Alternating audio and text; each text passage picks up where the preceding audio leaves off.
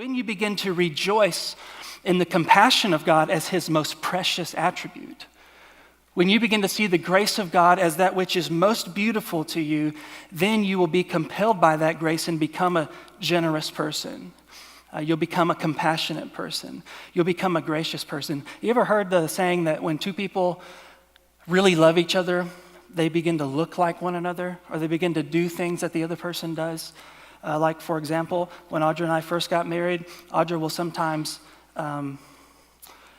exaggerate descriptors. So instead of it being like 8 times, it's 80 billion times. And it never really bothered me, but one day I started using words like 80 billion. Like it was like 80 billion times, and Audra was looking at me saying, "You're doing what I'm doing."